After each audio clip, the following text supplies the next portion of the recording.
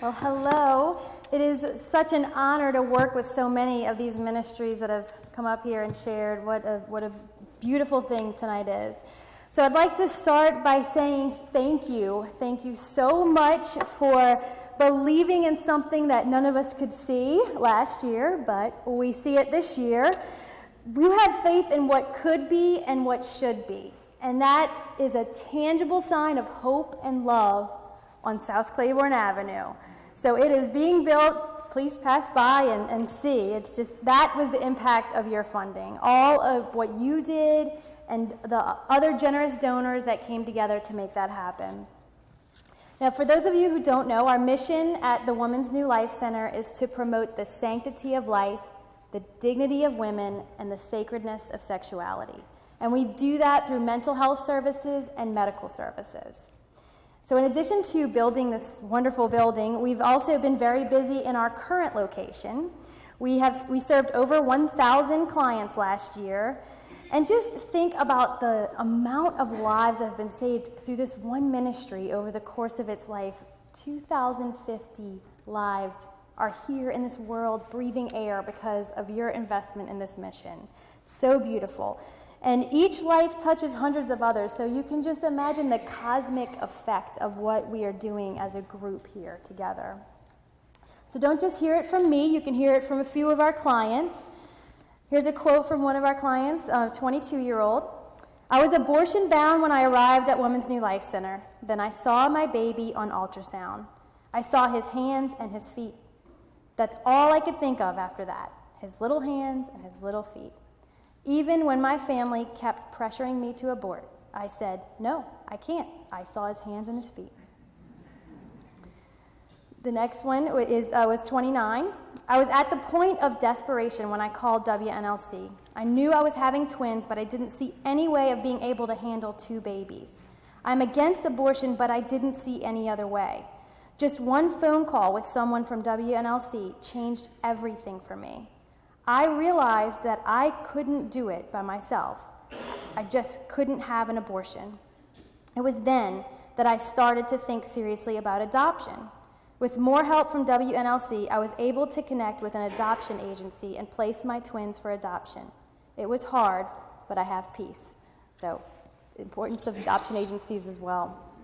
So what has changed at our organization in the past year? I would love to share with you just some of the different ways that we're engaging with culture these days. We started a program called Growing Up Gracefully. It's actually Friday night, and I have a flyer in the back, but this is an opportunity for you and your daughters, maybe your granddaughters, to learn more about the beauty of their fertility and the truths that our church has to offer.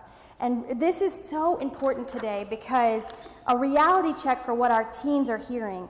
In the first 6 weeks of 2017, Teen Vogue pushed abortion on readers 63 times, including the What to Get a Friend post-abortion, with tips ranging from an angry uterus heating pad to a girl power cap and other unmentionables. That's why we realized that we have to reach girls sooner. We need to be the calm voice of reason. So, how would our organization use this money? Well, the heart of our ministry is in our outreach to women in unplanned pregnancies, and the front lines of that are our professional counselors. They truly engage with these women in a beautiful way. And to wrap it all together with what Father talked about earlier, he said to be human is to hear and to obey, right? So when the client experiences this encounter with our professional counselors, of course they're hearing the truth, and hopefully they obey it. But also our counselors are hearing and obeying. They're hearing their cry for help and their need for love, and they're obeying by loving them. So that's what we would do. And just in the back, we do have these little gold boxes, and you'll see inside it's a beautiful little baby. And all of our, especially your little daughters and sons and maybe granddaughters and grandsons would love these. So I'd just like to close with a quote many of you may have already heard, but it's from Congressman Henry Hyde.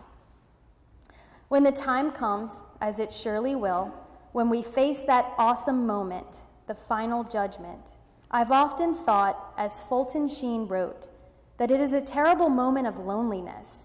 You have no advocates. You are there alone, standing before God, and a terror will rip through your soul like nothing you can imagine.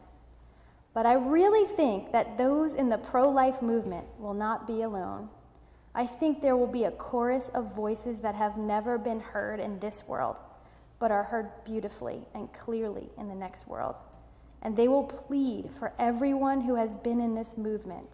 They will say to God, "Spare him because he loved us."